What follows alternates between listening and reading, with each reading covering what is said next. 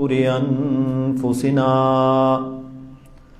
ومن سيئات أعمالنا من يهده الله فلا مضل له ومن يضلل فلا هادي له أشهد أن لا إله إلا الله وحده لا شريك له وأشهد أن محمدًا عبده ورسوله صلى الله عليه وسلم. أما بعد فإن أصدق الحديث كتاب الله وخير الهدي هدي محمد صلى الله عليه وسلم وشر الأمور محدثاتها وكل محدثة بدعة وكل بدعة ضلالة وكل ضلالة في النار.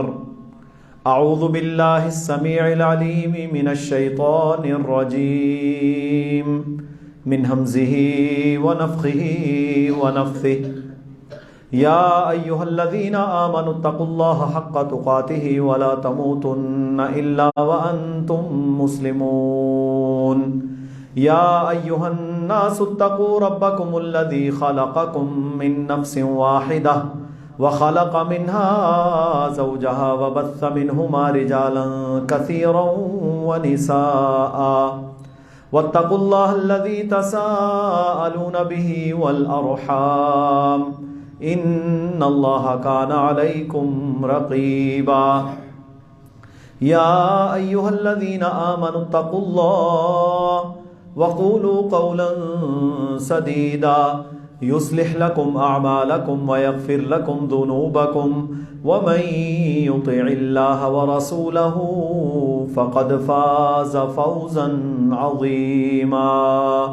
رب اشرح لي صدري ويسر لي أمري واحلل عقدة من لساني يفقه قولي. اللهم صل على محمد وعلى آل محمد كما صليت على إبراهيم وعلى آل إبراهيم إنك حميد مجيد. اللهم بارك على محمد وعلى آل محمد كما باركت على إبراهيم وعلى آل إبراهيم إنك حميد مجيد.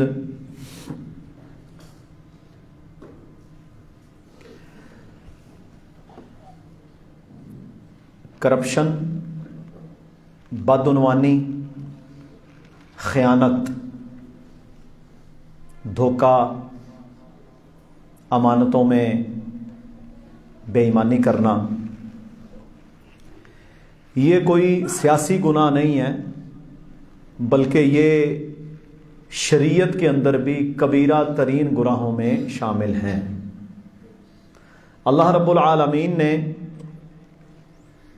یہ حکم دیا ہے کہ ان تؤدوا الامانات الی اہلھا،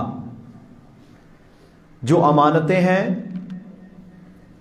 ان کو ایمان والو تمہیں یہ حکم دیا گیا ہے کہ تم ان لوگوں تک پہنچاؤ جو ان امانتوں کے اہل ہیں. مثلا ایک بندہ کسی کام کا اہل ہی نہیں اور اسے اس کام پر مامور کر دینا، یہ بھی خیانت ہے. ایک شخص جہاز اڑانا نہیں جانتا، اسے پائلٹ بنا کے آپ بٹھائیں گے تو کیا ہوگا؟ سب کو مار دے گا. ڈرائیور بنائیں گے تو ساری بربادی کرے گا. اگر ممبر کے اوپر جاہل کو کھڑا کر دیں گے تو وہ خود گمراہ ہوگا، آپ کو بھی گمراہ کرے گا. یعنی جو جس کام کا اہل ہے اسے اس پر مامور کرنا. اسی طرح بدعنوانی، کرپشن، خیانت، یہ ایک ایسا ناسور اور گند ہے جو معاشرے کے ہر طبقے میں پایا جا رہا ہے. ہر طبقے میں جن لوگوں کے اندر یہ جرم یا یہ گناہ زیادہ ہوتا ہے ان لوگوں کی پروجیکشن زیادہ ہو جاتی ہے. یعنی معاشرے کے اندر وہ زیادہ مشہور ہو جاتے ہیں، جیسے ہمارے سیاستدان، کرپٹ سیاستدان سارے ہی تقریباً کرپشن اور بدعنوانی اور اقربا پروری ان چیزوں میں لتھڑے ہوئے ہیں. اچھا وہ زیادہ مشہور ہو گئے کیونکہ ان کی کرپشن بھی میگا ہوتی ہے، بڑی ہوتی ہے، اربوں خربوں کی۔ مسلمانوں کے بیت المال کو لوٹنا، امت کے پیسوں کو کھانا، ملک کے ساتھ خباستیں کرنا، یہ ان کا کام ہے۔ اس لیے وہ زیادہ پروجیکٹ ہوتے ہیں معاشرے کے سامنے، سب کو پتہ ہوتا ہے جی فلانا سیاستدان۔ پھر جناب فوج ہے تو آپ کیا سمجھتے ہیں وہ کوئی دودھ کے دلے ہوئے ہیں؟ ان میں بھی کرپشن ہے۔ مجھے ایک بچپن کا واقعہ یاد ہے، آج سے 25 سال پہلے میرے کزن تھے اور وہ لاہور میں فوج کو مال سپلائی کرتے تھے، یہ جو چیزیں بنانے کے لیے، ان کا بھی پورا سیٹ اپ ہے۔ تو انہوں نے، اس شخص نے جو میرا کزن تھا وہ بھی کرپٹ تھا۔ اچھا مجھے کہا آؤ چلیں آپ کو کینٹ دکھا کے لاؤں۔ میری عمر ہوگی کوئی تھوڑی سی 12-15 سال، لیکن عقل تھی، سمجھ تھی۔ تو میرے بھائیوں وہ پائپ جو ان کو چاہیے تھا اس نے کباڑ خرید کر اس کو صحیح کروایا، رنگ کروایا، جو بھی، مجھے اتنا علم نہیں، لیکن بہرحال کباڑ اس نے خریدا، اس نے اس کو صاف کروایا، اور وہاں پر جو فوج کے لوگ وہاں جو وصول کرتے ہیں ان کو پیسہ دیا۔ تو میں نے پوچھا یہ کیا؟ کہتا ہے یہ تو اوپر تک چلتا ہے، یعنی امت کا مال، اور وہاں جناب وہ پائپ دے رہا ہے، اور اس پائپ جو کہ اگر 100 روپے کا تھا تو اس نے شاید 10 کا خریدا ہوگا، لیکن اس کو پاس کروانے کے لیے چھوٹے سے لے کر بڑے تک رشوت دی۔ اسی طرح ہمارا جو سیاستدانوں کے علاوہ جتنا آفیسرز کا طبقہ ہے، ان کے اندر بھی کرپشن ہے۔ اب یہاں ہم میڈیکل سے وابستہ ہیں تو میں خود اس بات کا گواہ ہوں کہ ہمارے ایک یہاں ہوتا تھا ڈرگ انسپیکٹر، یہ بھی بدمعاش ہیں۔ تو وہ نا اس سے لے، اس سے لے، اس سے لے، اس سے لے۔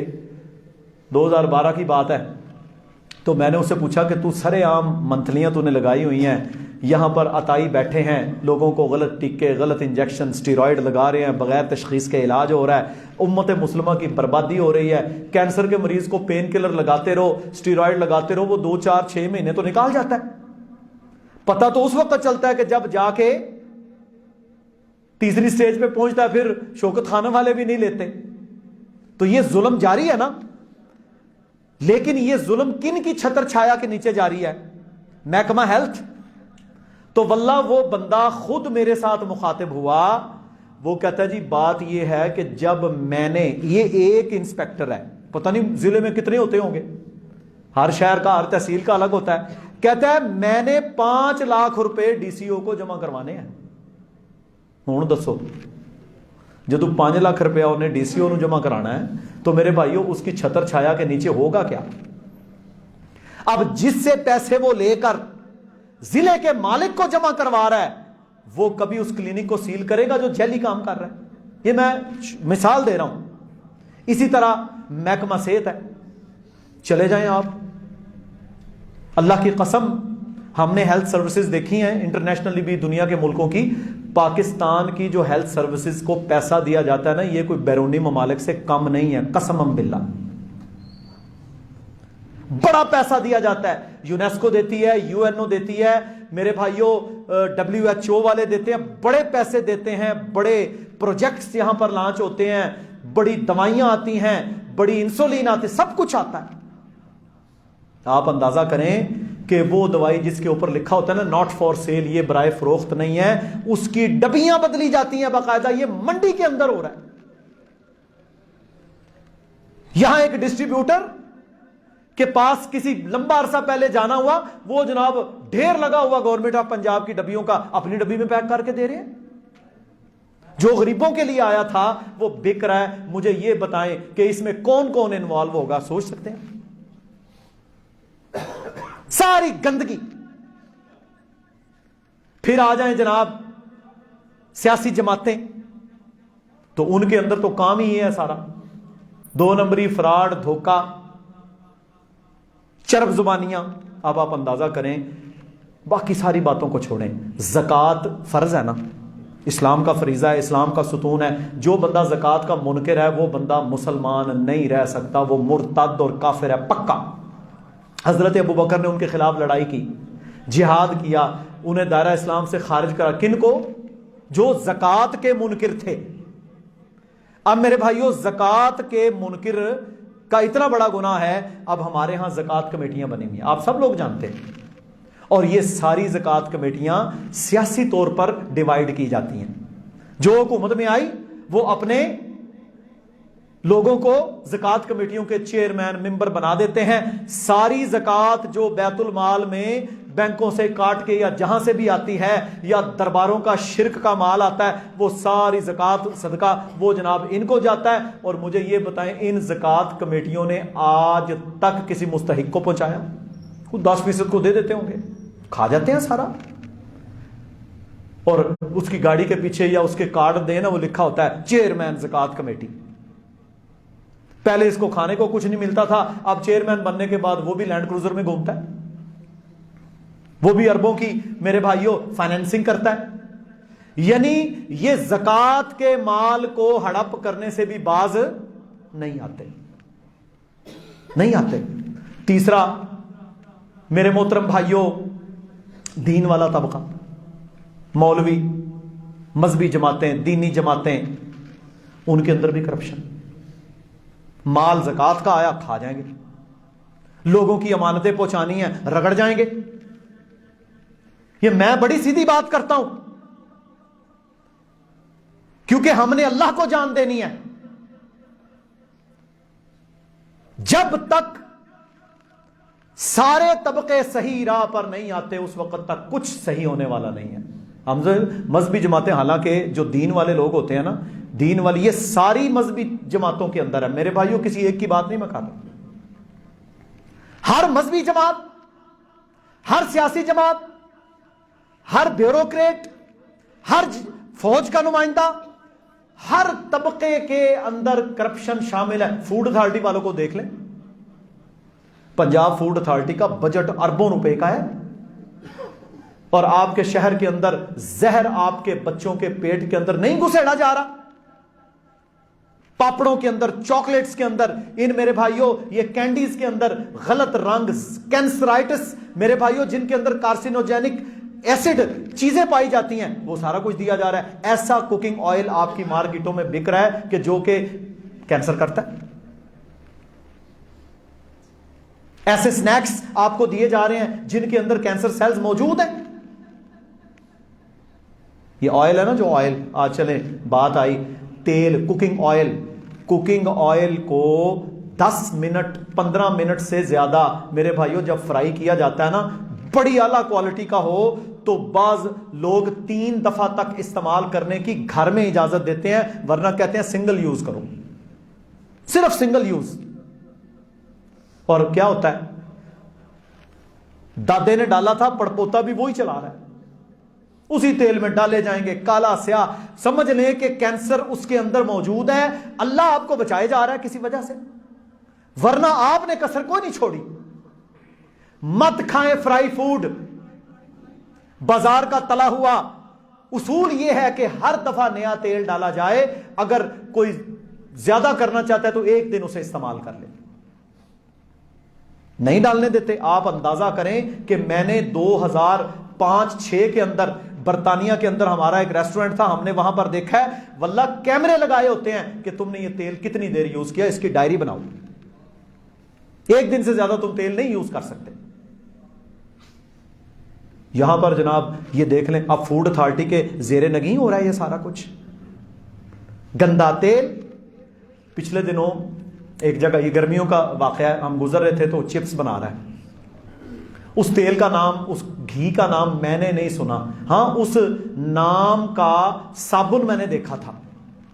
سمجھ لیں کہ وہ صابن کے اندر آپ کے بچے چپس کھا رہے ہیں, کالج جا رہا ہے بچہ جناب, آپ بڑے اس کو بھیجتے ہیں, وہ جناب 10-20 روپے کا چپس لے کے کھا رہا ہے. اب جو نیچے کیچپ پڑا ہوا تھا نا میرے محترم بھائیوں, میں نے رک کر اس کی انگریڈینٹس کو پڑھا, اس کے اندر ٹماٹر نام کی کوئی چیز نہیں تھی.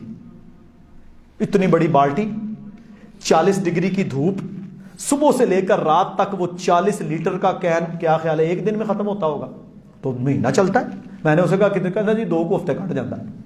سارا دن دھوپ کے اندر, رنگ اس کے اندر اراروٹ ملا ہوا ہے, کلرز ہیں، پتہ نہیں کیا کیا کیمیکلز ہیں، اور وہ ہمارے بچوں کے پیٹ میں جا رہا ہے. واللہ یہ بیماریوں کی جڑ ہم لے رہے ہیں. اور یہ اتنی بڑی کرپشن ہے کہ ان کو پاس کون کرتا ہے، ان کو بنانے کون دیتا ہے، ان سے بھتہ کون لیتا ہے؟ فوڈ والے. مسجد کمیٹیاں بنی ہوئی ہیں، خزانچی جناب پہلے کھانوں نہیں سی لبدا، ہون جناب وہ دیاں کوٹھیاں نے.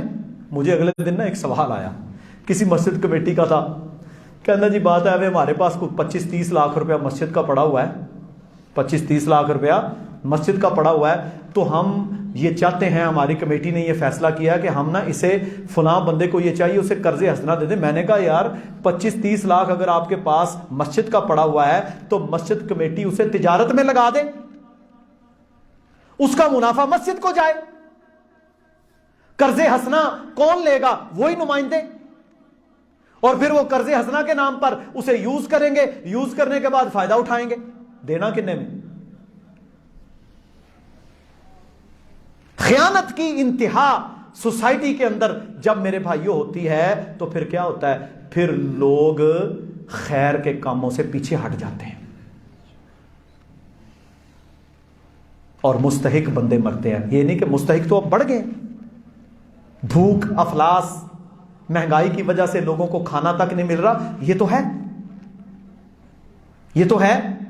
تو ہر شعبے کے اندر کرپشن، بدعنوانی یہ موجود ہے. اور ایک اور جرم جو ہمارے ہاں موجود ہے وہ کیا ہے؟ اقربا پروری. یہ بھی بہت بڑا جرم ہے، اقربا پروری. وہ پتہ کیا ہوتا ہے؟ اپنے رشتہ داروں قریبی لوگوں کو اپنے عہدے کی وجہ سے نوازنا بے جا. ایک تو ہوتا ہے دلیل کی بنیاد پر بے جا نوازنا. جس دن سیدنا عمر رضی اللہ تعالی عنہ کو خنجر لگے نا، آپ زخمی تھے، 2-3 دن آپ زخمی رہے ہیں، بڑی طاقتور شخصیت کے مالک تھے، خون بہتا رہا، آپ زخمی رہے، دماغ حاضر تھا، سب کچھ دیکھ رہے تھے. اپنی شورا بنائی، تو اس وقت جب شورا بنائی نا تو سیدنا عمر رضی اللہ تعالی عنہ نے ایک حکم نامہ جاری فرمایا تھا. صحیح بخاری وغیرہ کے اندر یہ لکھا ہوا ہے. فرمایا سارے لوگ سن لو، عبداللہ میرا جو بیٹا ہے نا ابن عمر رضی اللہ عنہ، حالانکہ ابن عمر پتہ کون شخصیت ہیں؟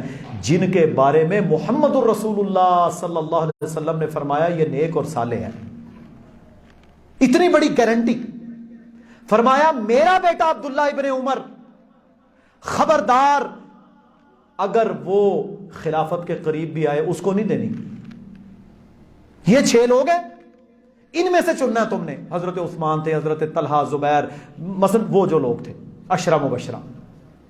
اپنے پتر نو خود سائڈ تے کیتا. وجہ کیا ہے؟ کہ کہیں یہ نہ آ جائے کہ یہ میرا بیٹا ہونے کی وجہ سے کوئی فائدہ لے جائے. ہاں اپنی اہلیت کے ساتھ کوئی آگے آتا ہے تو ٹھیک ہے. تو اقربا پروری یہ بھی ایک کرپشن کی بدترین مثال ہے. ایک تو یہ ہے کسی شہید کے بیٹے کو نوکری دینا، جس طرح ایک پاکستان کا قانون وہ اچھا ہے کہ باپ شہید ہو گیا، اس نے قربانی دے دی فوج میں، پولیس میں، تو اس کے بیٹے کو اس کی جگہ پر نوکری دی، یہ تو ٹھیک ہے. یہ تو یتیم کی حفاظت کرنا ہے. ایک کیا ہوتا ہے؟ اب دیکھ لو آپ کے اوپر جو سیاسی جماعتیں مسلط ہیں اس وقت، یہ پے در پے نہیں چل رہے. ابا بھی وزیر اعظم، اب بیٹا بھی وزیر اعظم کی تیاری کر رہا ہوتا ہے، بیٹی بھی، چاچا بھی، ماما بھی، رشتہ دار بھی، ساری وہی نسل. یعنی وہ ایلیٹ طبقہ جس طبقے نے آج سے 70 سال پہلے حکومت کی تھی، اب بھی وہی نسل حکومت کرے گی. یہ بھی اقربا پروری اور بدعنوانی کی ایک شکل ہے.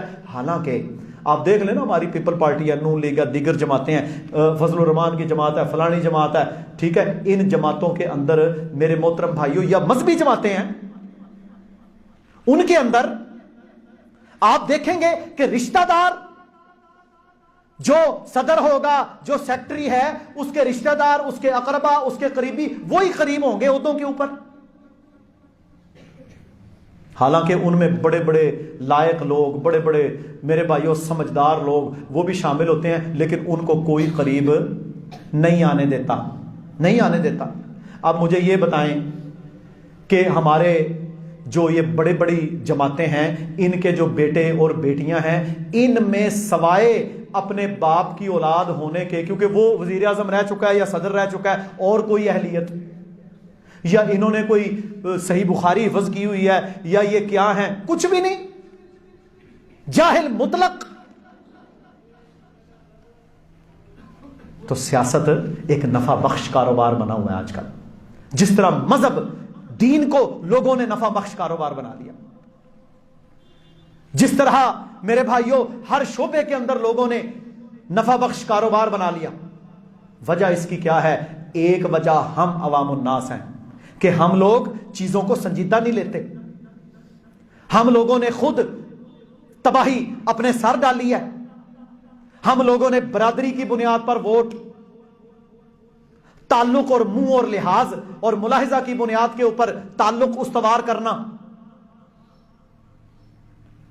اس بنیاد کے اوپر ہم لوگ آگے بڑھے۔ ہم لوگ خیر کی بنیاد پر اور حق کی بنیاد پر، انصاف کی بنیاد پر آگے نہیں چلے۔ ہم لوگوں نے مولوی کو خود اپنے آگے لگایا، حالانکہ ہمیں خود چاہیے تھا ہم نماز پڑھانے کے قابل ہوتے۔ مجھے فون آتا ہے جی میں نے جنازہ پڑھانا ہے، ایک نوجوان لڑکا وہ ڈگری ہولڈر ہے، ڈاکٹر بن کے آیا ہے، میرے بھائیوں وہ اپنے باپ کا جنازہ کیوں نہیں پڑھا سکتا؟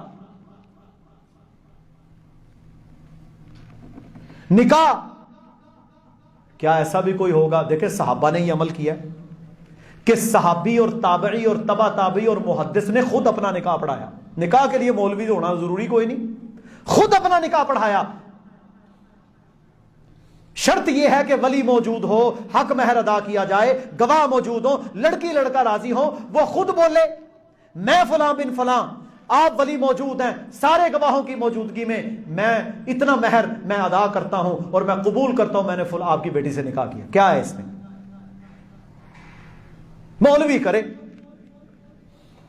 آپ میں سے ہم کتنے لوگ ہیں، آپ کے باپ دادا ہیں، ہم میں سے کتنے جو میت کو غسل دے سکتے ہیں؟ مولوی کرے۔ حالانکہ میت کو غسل دینے کا اتنا اجر ہے کہ اللہ کے نبی صلی اللہ علیہ وسلم فرمائے اسے جنت اللہ عطا فرمائے گا۔ اپنے باپ کو یار تو غسل نہیں دے سکتا، تو اپنے والد اور ماں کا جنازہ نہیں پڑھا سکتا؟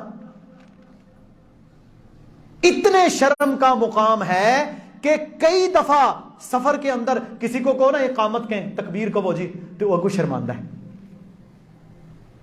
میں نے نہیں آندی۔ اور اللہ دے بندے تو دنیا تے کردہ کی رہے ہیں، 30 سال تو نے کیا دنیا میں حاصل کیا کہ تو اقامت نہیں کہہ سکتا؟ کیا فائدہ تیری MBBS کا اور تیری PhD کا اگر تجھے اقامت اور تکبیر کہنا نہیں آتی؟ یہ تباہی ہے جو آج میرے بھائیوں اختیار ہوئی، جس وجہ سے آج امت مسلمہ ذلتوں اور پستیوں کا شکار ہے۔ اب دیکھیں کرپشن کو کیسے روکنا ہے، بدعنوانی کو کیسے روکنا ہے، اقربا پروری کو کیسے روکنا ہے، کیونکہ یہ معاشرتی ناسور ہے۔ خیانت کو کیسے روکنا ہے؟ اب خیانت کتنا بڑا جرم ہے۔ کسی بندے کو پیسے دیے کہ یار یہ پیسہ آپ مسجد کی صفیں بنا دو، ہے نا بات؟ وہ بندہ مسجد کی صفیں بنانے کے علاوہ اسے کہیں اور استعمال کر دے، یا اسے ایک تو ہے وہ مسجد میں کہیں اور لگا دے، یہ چھوٹا جرم ہوگا۔ ہاں اگر بیت المال ہے تو بیت المال میں تو وہ لگ جائے گا، لیکن وہ مسجد میں لگائے ہی نہ، کتنا بڑا جرم ہے۔ وہ اللہ کی راہ میں خرچ کرے ہی نہ،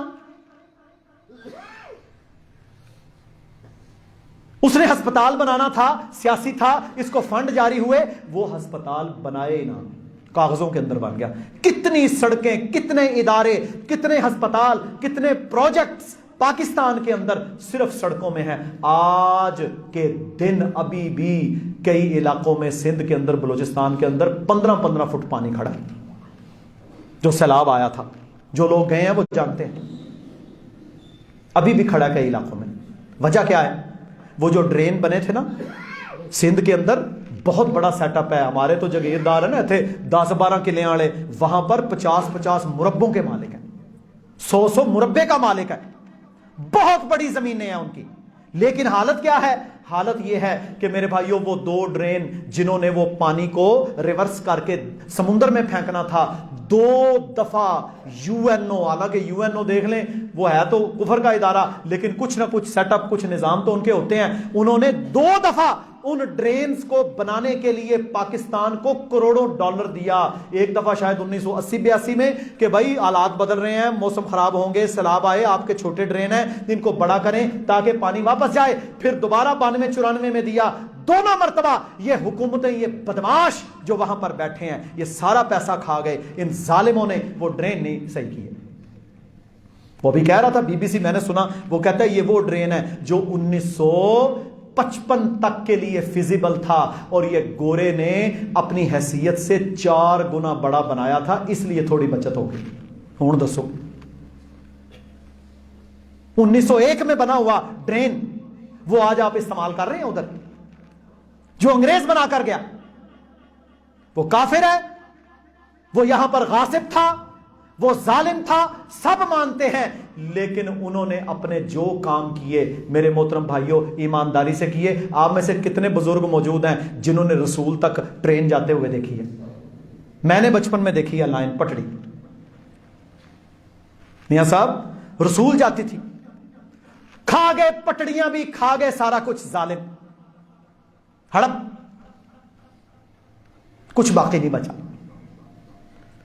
پاکستان کو جو انگریز دے کے گیا تھا نا ٹرین, آج میرے بھائیوں ہم 15 سے 20% رگڑ چکے ہیں. آگے کیا بنانا تھا آپ نے؟ اتنے خائن ہیں ہم. اور پھر خیانت کی بنیاد کے اوپر جب آپ کسی کو دیکھیں نا, ایک بندہ 10 لاکھ روپے دے کر جب 17ویں گریڈ کا افسر بھرتی ہوگا تو اس نے تو بھائی 10 کروڑ کمانا ہے, میرٹ کا ستیاناش تو ہوگا. جب پیسے دے کے آپ کو نوکری ملے گی,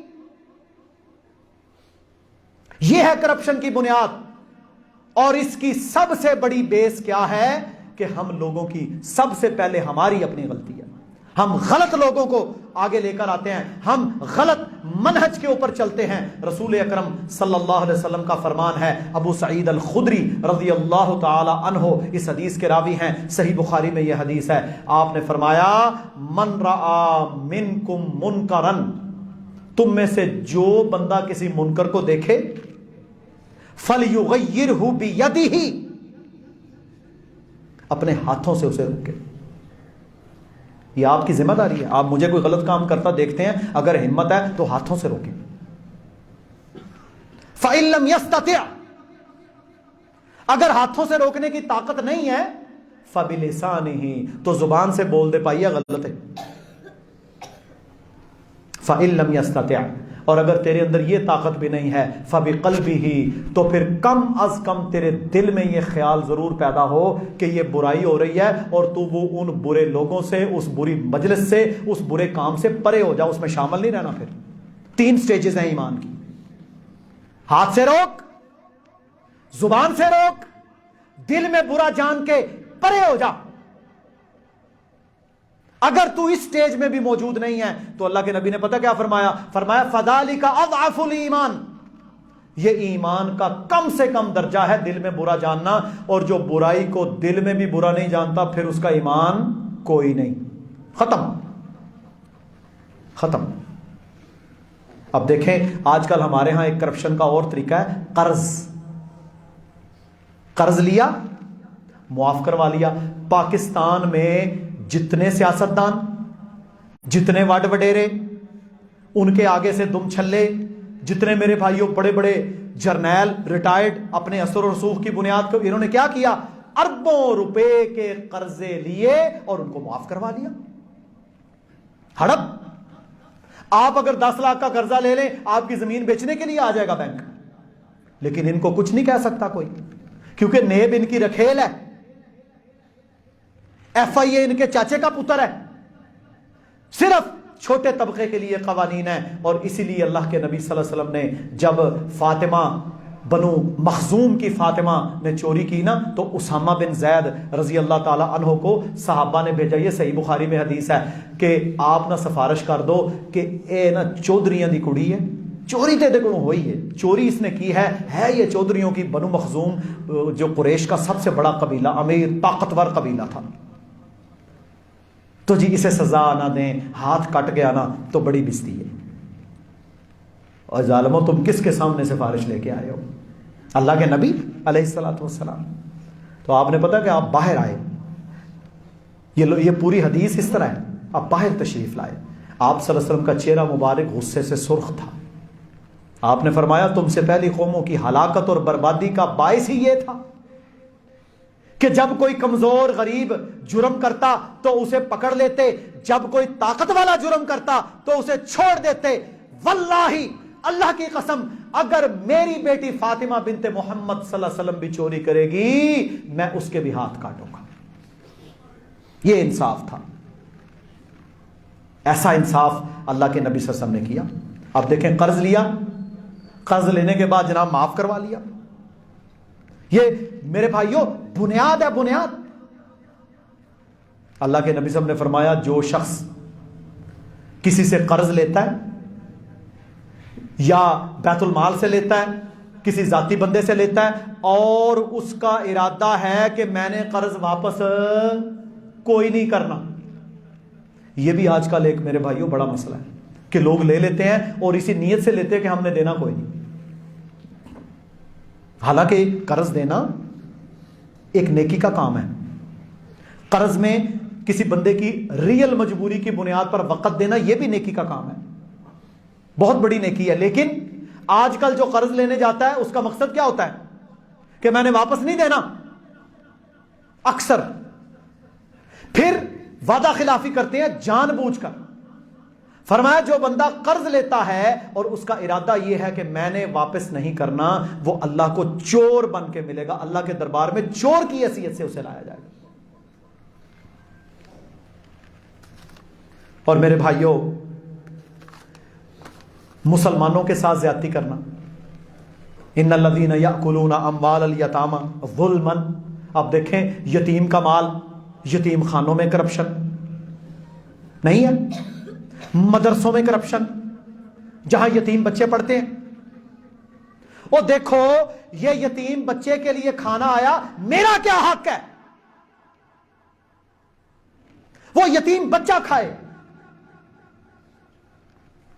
ان الذین یاکلون اموال الیتامی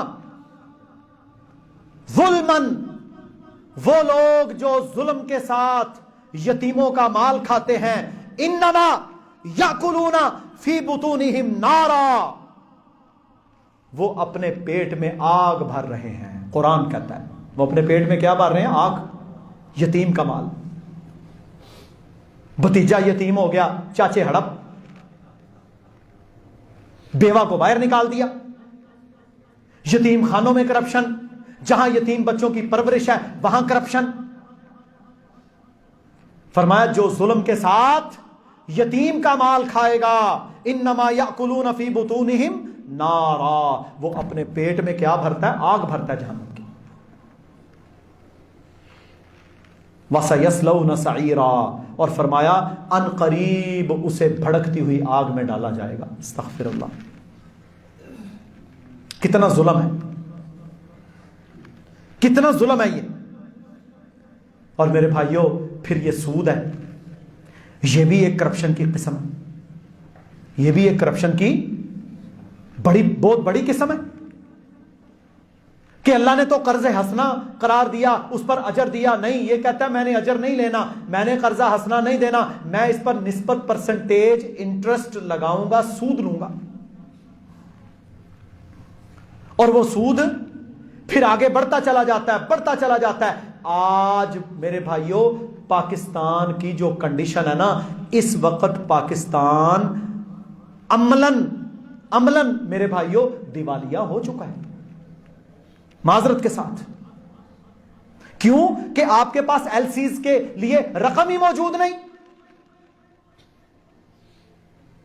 6 ارب ڈالر آپ کے پاس فارن ریزرو ہے, بیرونی جو پیسہ ہے اس میں سے 5 یا 4.5 ارب ڈالر تو وہ ہے جو چین اور سعودیہ نے صرف اکاؤنٹ میں جمع کروانے کے لیے دیا ہوا ہے, آپ استعمال نہیں کر سکتے. پولٹری کا سامان, سویابین, دوائیوں کے میٹیریل, جو ان کا میرے بھائیوں خام مال آتا ہے, وہ ہزاروں کی تعداد میں کنٹینرز کراچی پورٹ پر کھڑے ہیں. ڈالر کوئی نہیں کہ ان کو دے کر انہیں آزاد کروایا جائے. یہ پولٹری والے روز رو رہے ہیں اگر چند دن ہوئے آپ کو مرغا بھی نہیں ملنا. یہ کرتوتوں کی سزائیں ہیں.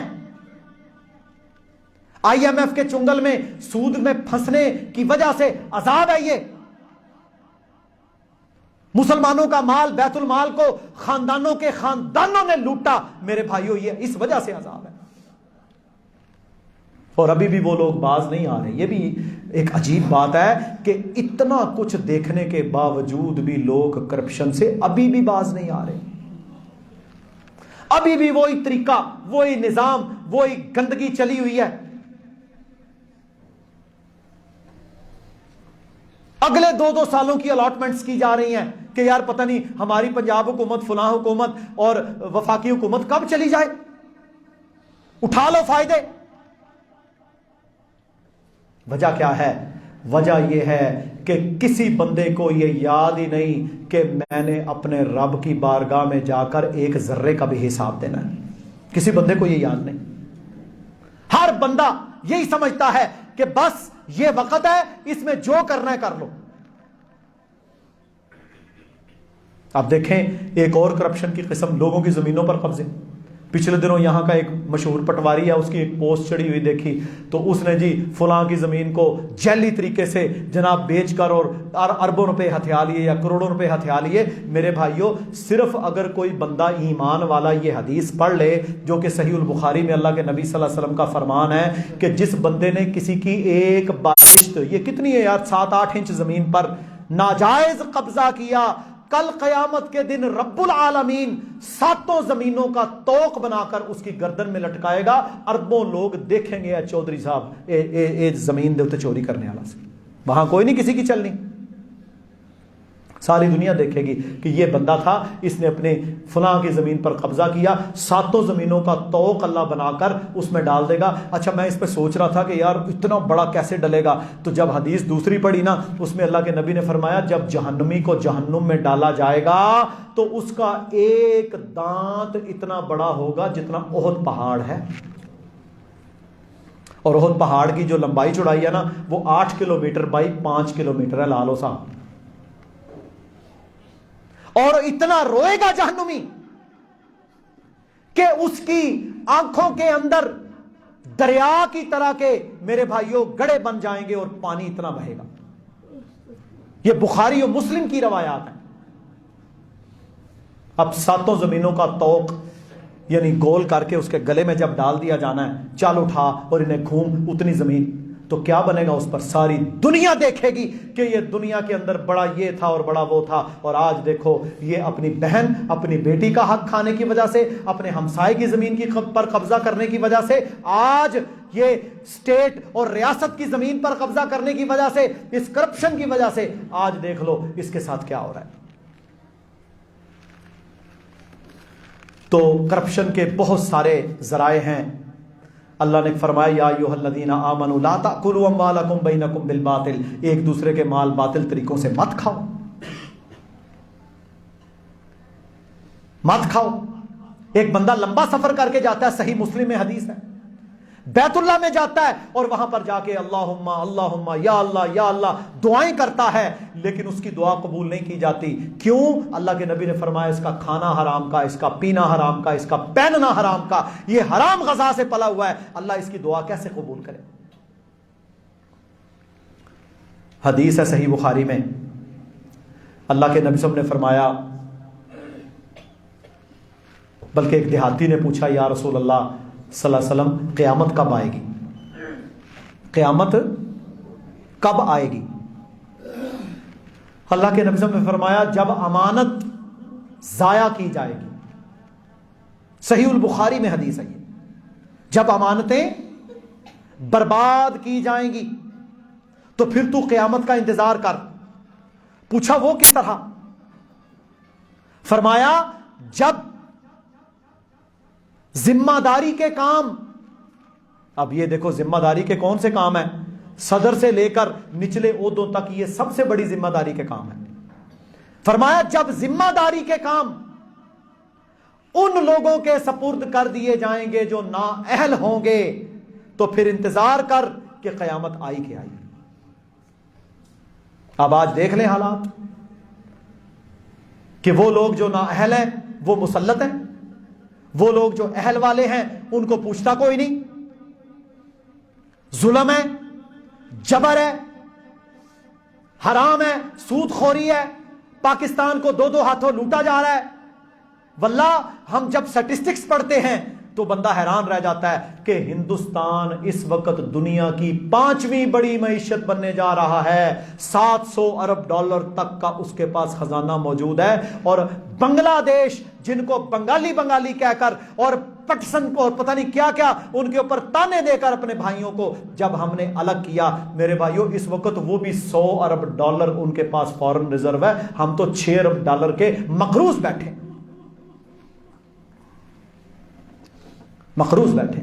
اور وہ بھی لوگوں کا مان تھام کے۔ اور آپ ان لوگوں کی، یہ ان سیاسیوں کی اور ان میرے بھائیوں فوجیوں کی اور ان جو بڑے بڑے آفیسرز ہیں ان کی اور ان مولویوں کے آپ گلچھرے اڑانے دیکھیں، آپ حیران رہ جائیں گے کہ کس طرح یہ جناب جج آپ دیکھ لیں وزیر بنے ہوئے ہیں 20 جماعتوں کے، کوئی کسی کو فکر نہیں، ہر بندہ اپنی سسٹم کو نواز رہا ہے، اپنے لیے اکٹھے کر رہا ہے، باہر ان کے میرے بھائیوں ساری جائیدادیں مکانات ہیں، ظلم در ظلم کے سلسلے۔ تو یہ حقیقت ہے کہ اس وقت ہمارے اوپر مسلط کیے ہوئے لوگ یہی پاکستان کے ساتھ ظلم کر رہے ہیں، ان سے بڑا ظالم کوئی نہیں ہے۔ اللہ رب العزت اس ملک کی حفاظت فرمائے۔ یہ نظریاتی مملکت آج تک معاشی طور پر اتنی کمزور نہیں ہوئی، کبھی آج تک نہیں ہوئی۔ یقین کریں یار، کوہ نور مل کا آپ سب نے نام سنا ہوا ہے، فیصل آباد کی بڑی مل بند ہو چکی ہے پچھلے ہفتے سے، 70% میرے بھائیوں لوموں کا کارخانہ تالے پڑے ہیں، آپ کے پاس خام مال ہی نہیں ہے کہ آپ ان کو بنا سکیں۔ ہم کہاں بیٹھے ہیں اور ہمیں پتہ کس چیز کے پیچھے، معذرت کے ساتھ پراپرٹی، اپنی زمین خریدو بیچو، خریدو بیچو، ساری زرعی زمینوں کے اوپر ٹاؤن بنا کے۔ میرے محترم بھائیوں یاد رکھ لیں، ریل اسٹیٹ ٹھیک ہے حلال کاروبار ہے، لیکن ریل اسٹیٹ کی بنیاد کے اوپر ملک نہیں چلتے، کیونکہ وہ آپ کی زمین ہوتی ہے، آپ اس کو، یہ زمین جب ہم نے مرکز کی خریدی تھی، یہ پیچھے والا حصہ 35,000 روپے مرلہ، میں اس وقت UK میں تھا، ہم نے پیسے بھیجے، 35,000 روپے مرلہ یہ جگہ خریدی، آج مجھے 8 لاکھ پر لے کے دکھائیں۔ کیا وجہ ہے؟ ریل اسٹیٹ کی بنیاد کے اوپر ہم پیسوں کو میرے بھائیوں اس طرح یہاں سے وہاں، وہاں سے یہاں، یہاں سے وہاں، وہاں سے یہاں کر رہے ہیں۔ اب آپ دیکھ لیں آپ کے کٹھیالہ شیخاں، آپ کی یہ ساری زرعی زمینیں، ان کے اوپر بڑے بڑے میلوں پر ٹاؤن بننے جا رہے ہیں، وہاں پر کیا ہوگا؟ زرعی زمینیں ختم ہوگی، آپ کی زمین کی قیمتوں کو بڑھایا جائے گا، وہ 20-20 لاکھ کا قلعہ میرے بھائیوں 20-20 لاکھ کا مرلہ ملے گا۔ ملک پتہ کس طرح ترقی کرتے ہیں؟ ایک تو ملک ترقی کرتے ہیں احل اللہ البیع، تجارت کے ساتھ، صنعتوں کے ساتھ، کام کے ساتھ، کاروبار کے ساتھ۔ ہم نے صنعتوں کو برباد کیا، جو صنعتیں تھیں ان کو تباہ کیا۔ جتنے پروفیشنلز ہیں 7 لاکھ بندہ، جو ڈاکٹر ہے، جو انجینئر ہے، جو سائنٹسٹ ہے، جس کے پاس پاکستان سے بھاگنے کا موقع ہے، میرے بھائیوں وہ خالی نہیں جانے دے رہا، بھاگ رہی دنیا،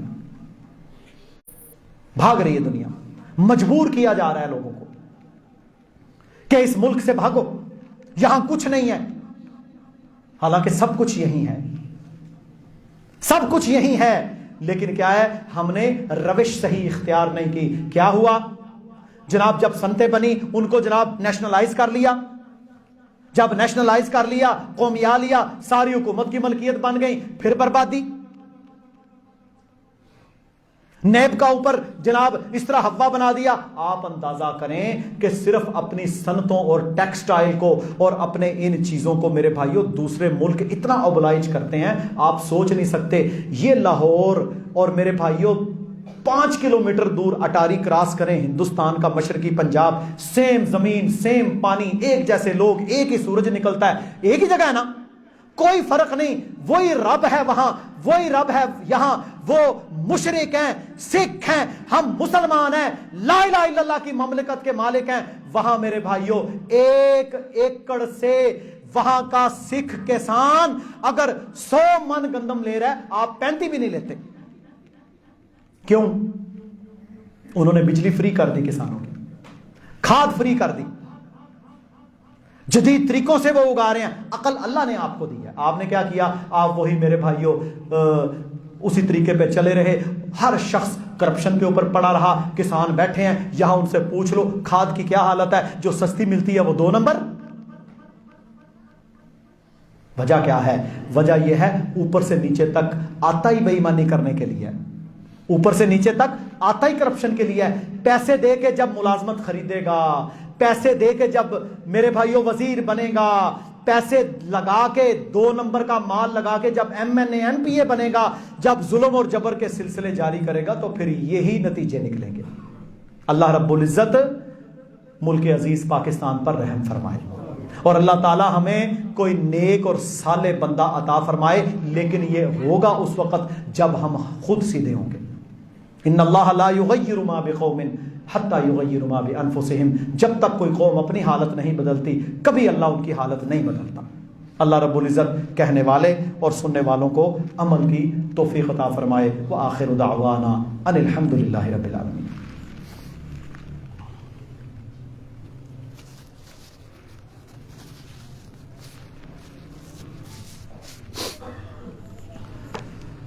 ان الحمد لله نحمده ونستعينه ونستهديه ونعوذ بالله من شرور انفسنا وسيئات اعمالنا من يهده الله فلا مضل له ومن يضلل فلا هادي له. اشهد ان لا اله الا الله وحده لا شريك له واشهد ان محمدا عبده ورسوله صلوات الله وسلام عليه. اما بعد، 2 باتیں کرنی ہیں. پہلی بات، دسمبر کا مہینہ ہے. چند دن تک 25 دسمبر کا دن آئے گا جسے دنیا کے عیسائی کرسمس کے نام سے مناتے ہیں. کرسمس بنیادی طور کے اوپر عیسیٰ علیہ السلام کی برتھ ڈے کا دن وہ مناتے ہیں. حالانکہ یہ ان کا دن نہیں ہے، لیکن انہوں نے ایک دن رکھا ہوا ہے کہ یہ عیسیٰ علیہ السلام کا میلاد ہے. برتھ ڈے کا دن میلاد کے دن کو ہی کہتے ہیں. ٹھیک ہے. اور مسلمانوں کے اندر جو میلاد آیا وہ بھی عیسائیوں سے آیا ہے، وہ بھی دن مناتے ہیں. مسلمانوں نے بھی منانا شروع کر دیا. تو میرے بھائیوں، عیسیٰ علیہ السلام کا یہ جو دن مناتے ہیں اسے بولتے ہیں کرسمس. اور عیسائیوں کا جو عقیدہ عیسیٰ علیہ السلام کے ساتھ ہے میرے بھائیوں، قرآن نے اس عقیدے کو رد کیا ہے. وہ شرک پر مبنی ہے. کسی مسلمان کے لیے جائز نہیں کہ وہ میری کرسمس کسی عیسائی کو مبارکباد دے، کیونکہ وہ یہ کہے گا کہ نعوذ باللہ ثم نعوذ باللہ اللہ نے بیٹا جنا. اور اللہ کے نبی صلی اللہ علیہ وسلم نے فرمایا جس بندے نے اللہ کے لیے اولاد قرار دی اس نے رب کو گالی دی. لم یلد ولم یولد، اس کا انکار کیا. نہ اس کی کوئی اولاد، نہ اس کے ماں باپ. ولم یکن لہ کفوا احد، اور اللہ کی کوئی ہمسری کرنے والا نہیں ہے. تو یہ عقیدہ سمجھنا چاہیے. وہ جی میرا دوست ہے عیسائی ہے تو میں اس کا کیک کھا لوں، وہ تیرے رب کو گالی دیتا ہے. اصل عیسیٰ علیہ السلام کو ماننے والے کون ہیں؟ اللہ کے نبی صلی اللہ علیہ وسلم کی امت. وہ ماننے والے ہیں جو عیسیٰ علیہ السلام کو اللہ کا بندہ قرار دیتے ہیں. کہتے ہیں جی دیکھیں جی بغیر باپ کے پیدا ہوئے. تو اللہ رب العالمین نے قرآن میں ان کا بھی رد کیا. ان مثل عیسیٰ عند اللہ کمثل آدم. وہ لوگو تم یہ سمجھتے ہو کہ عیسیٰ علیہ السلام بغیر باپ کے پیدا ہوئے تو تم نے نعوذ باللہ اللہ پر بہتان لگا دیا کہ وہ اللہ کا بیٹا ہے. ان مثل عیسیٰ عند اللہ کمثل آدم. اللہ کے نزدیک عیسیٰ کی مثال تو ایسے ہے جیسے آدم کی ہے. سبحان اللہ. اگر اللہ آدم علیہ السلام کو بغیر ماں اور بغیر باپ دونوں کے پیدا کر سکتا ہے تو اس رب کے لیے عیسیٰ علیہ السلام کو بغیر باپ کے پیدا کرنا کون سا مشکل ہے. ایسے دلائل میرے بھائیوں اللہ نے سورہ آل عمران اور دیگر سورتوں میں نقل کی ہیں جس کا انکار کوئی نہیں کر سکتا. پھر کیا کہتے ہیں کہ جی عیسیٰ علیہ السلام صلیب پر چڑھ گئے، ان کو نعوذ باللہ قتل کر دیا گیا وغیرہ وغیرہ، اور وہ ہمارے گناہوں کی پاداش میں قتل کر دیے گئے.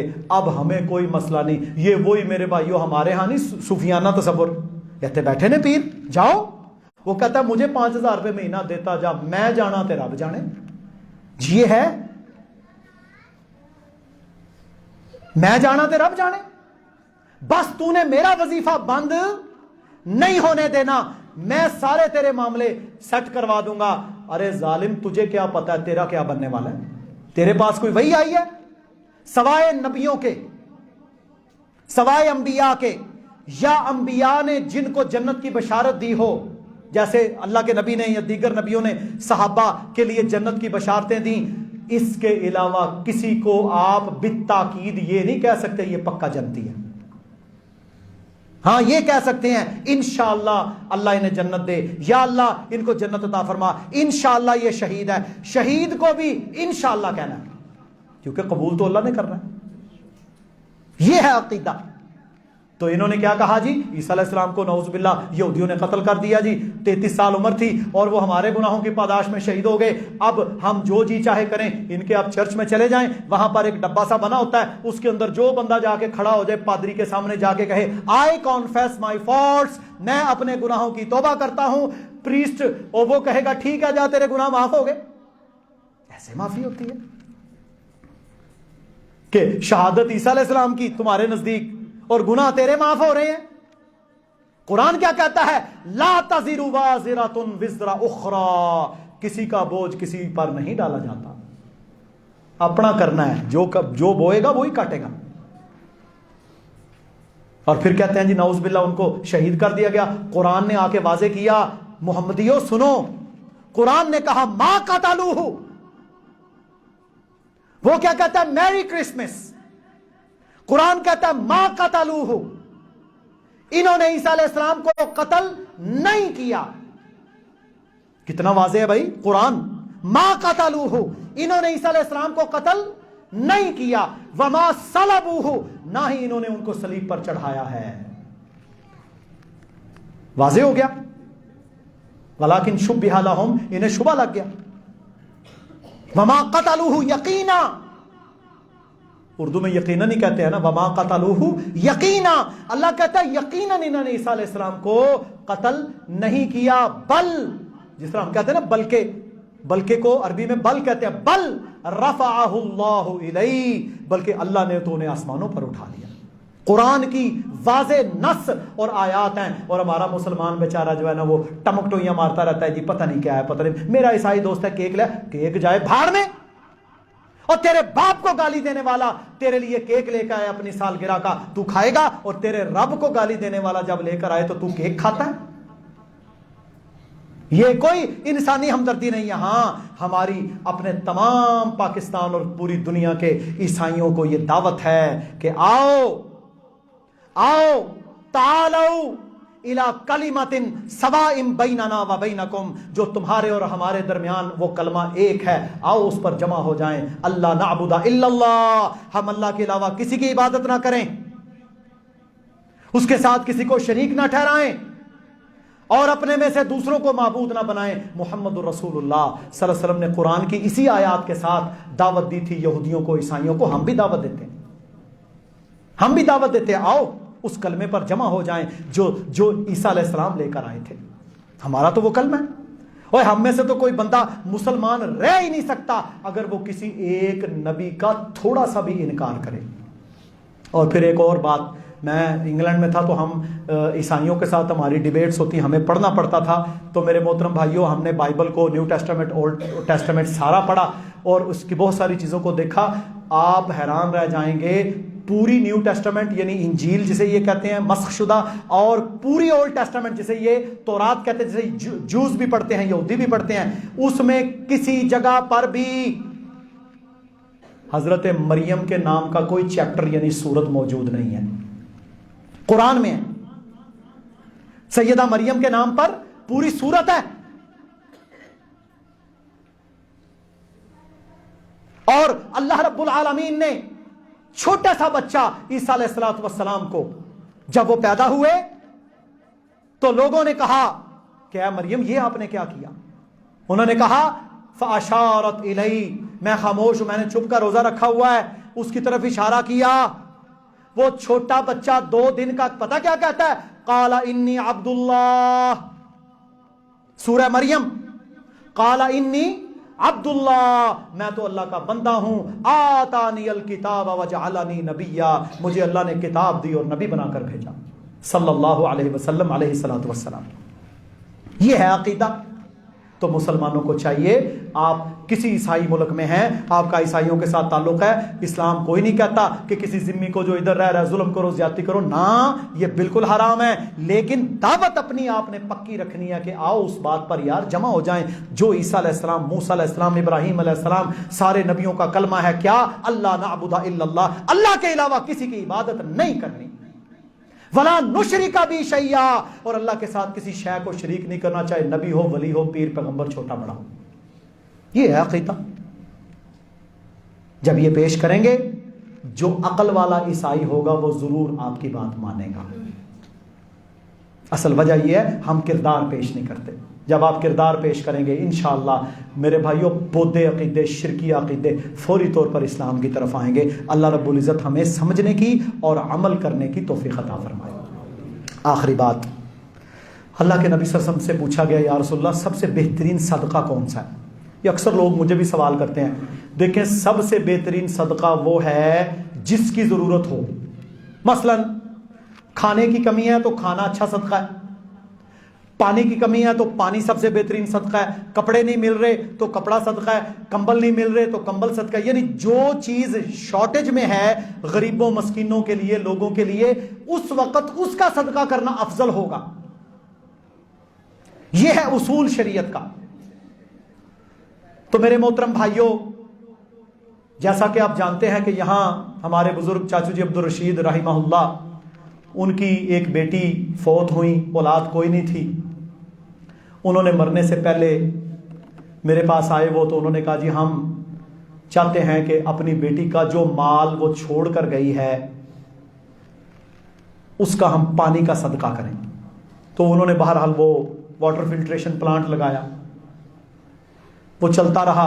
ظاہر ہے یہ وہ چیز ہے جس کو ہر مہینے، ہر 15 دن کے بعد لک آفٹر کی ضرورت ہے. یہ ایسی چیز تو نہیں ہے کہ لگ گیا اور چلتا رہے. یعنی اس کو باقاعدہ صاف کرنا پڑتا ہے، فلٹر بدلنے پڑتے ہیں، پورا ایک اس کا میکانزم ہے. وہ وہی ہوئی کہ تساہل کی وجہ سے شروع میں چلتا رہا، پھر بعد میں اس کے پیچھے جنہوں نے لگایا کچھ وہی کرپشن، پیسے انہوں نے 7-8 لاکھ پورا لیا، لیکن اس کے پیچھے ایک سوئچ لگتا ہے جو نا اس کے پریشر کو زیادہ بڑھنے نہیں دیتا تاکہ وہ ٹینک پھٹے نہ. دیکھیں ہر چیز کا ایک نظام ہے. وہ انہوں نے سوئچ لگایا ہی نہیں. ہمیں کیا پتا تھا کہ سوئچ بھی لگتا ہے کوئی. چلتا رہا جب تک اس میں طاقت تھی. اب وہ اس کا ایک سلنڈر پھٹ گیا. اب وہ پچھلے کافی دنوں سے بند پڑا ہے. لوگ بیچارے پریشان ہیں. ہزاروں لوگ یہاں سے پانی پیتے تھے اور ان کے لیے اتنا بڑا صدقہ جاریہ، ہم سب کے لیے صدقہ جاریہ تھا. لیکن وہ کیا ہوا کہ وہ خراب پڑا ہے. اب میرے محترم بھائیوں یہ ہے کہ اس دور میں جب ہم نے یہ لگوایا 4 سال پہلے، تو اس وقت منڈی بہاؤالدین میں کوئی ایسا سیٹ اپ موجود نہیں تھا جو ڈیلی بیسس پر یا ماہانہ بنیادوں پر ان چیزوں کی رکھوالی کریں یا ان کی لک آفٹر کریں. ابھی الحمدللہ یہاں پر ایک باقاعدہ دکان، ایک پورا سیٹ اپ موجود ہے جو فلٹر لگاتے بھی ہیں اور اس کا پورا خیال بھی رکھتے ہیں. تو ہماری ان سے بات ہوئی، وہ کٹھیالہ سیدہ کے رہنے والے بزرگ ہیں. تو انہوں نے کہا جی ہم اس کی پوری ذمہ داری بھی لیتے ہیں، پورا ماہانہ جس طرح ہے یعنی ہم کریں گے. تو پھر انہوں نے اپنا بندہ بھیجا. انہوں نے کہا جی کہ یہ اس کا سلنڈر ایک پھٹ چکا ہے، اس کے فلٹر وغیرہ ناقص ہو چکے ہیں، اس میں کاربن ہوتی ہے وہ خراب ہو چکی ہے. بہرحال یہ 60 سے 65 ہزار روپے کا خرچہ یہ چل جائے گا. پھر ماہانہ آپ 2-4 ہزار 5 ہزار فلٹر چینج کرواتے رہیں تو یہ انشاءاللہ 50 سال بھی کہیں نہیں جانے والا. ٹھیک ہے جی انشاءاللہ. تو اب میرے محترم بھائیوں بات یہ ہے کہ یہ ہم نے جاری کروانا ہے. رمضان بھی آ رہا ہے، لوگ استفادہ کریں. اب خرید کے 100 روپے کا یا 50 روپے کا کین ہر بندہ تو افورڈ نہیں کر سکتا. یہاں مدرسے کے بچے بھی پیتے تھے، محلے والے اور دور دور سے لوگ آتے تھے. تو اس میں انشاءاللہ تعالی ہم نے اب ان کو یہ پوری ذمہ داری دینی ہے تاکہ وہ ماہانہ کی بنیاد پر اس کو لک آفٹر کریں، دیکھیں اور اس کی جو تبدیلی یا جو اس میں فلٹر وغیرہ چینج ہوتا ہے وہ کرتے رہیں. تو انشاءاللہ تعالی اس میں آپ سب بھائیوں نے آج تعاون کرنا ہے تاکہ کل پرسوں وہ آئیں اور اس کا وہ سلنڈر چینج ہو اور وہ سارا نظام چینج کر کے اس کو باقاعدہ چلایا جائے. اور اس میں مرکز کے اندر جو ہمارے ذمہ دار احباب ہیں ان کو بھی نصیحت کروں گا کہ خدا را جب لوگ اپنے مال لگا کر ایک چیز بناتے ہیں، آپ پر یہ فرض ہے نا کہ آپ اس کی رکھوالی کریں. بالکل سیدھی بات ہے، آپ پر یہ ذمہ داری ہے کہ آپ اس کی رکھوالی کریں گے. قیامت والے دن آپ سے پوچھا جائے گا. اللہ رب العزت ہم سب کو عمل کرنے کی توفیق عطا فرمائے، سمجھنے کی توفیق دے، اور اللہ تعالیٰ ہم سب کے اموال قبول فرما دو۔ انشاءاللہ میری ان سے بات ہو چکی ہے، بس ہم نے ان کو پیمنٹ کرنی ہے، وہ لاہور سے اسپیشلی سائز کا وہ کاربن اور وہ سارا سلنڈر وغیرہ منگوائیں گے، اور 2-4 دن میں ہمارا ارادہ ہے کہ چلے اگلے جمعے تک اگر اماؤنٹ ہو جاتی ہے تو ہم انشاءاللہ اسے انسٹال کروائیں اور یہ چلنا شروع ہو جائے، تاکہ جنہوں نے لگوایا تھا، چاچو عبدالرشید ادھر بیٹھ کے نماز پڑھتے تھے، وہ بھی فوت ہو گئے، اللہ مغفرت فرمائے، ان کی بیٹی گئیں، تو یہ ان کا صدقہ جاریہ چلتا رہے اور ہمارے لیے بھی یہ چیز صدقہ جاریہ بنی رہے۔ سبحان ربک رب العزت عما یصفون وسلام علی المرسلین والحمد للہ رب العالمین۔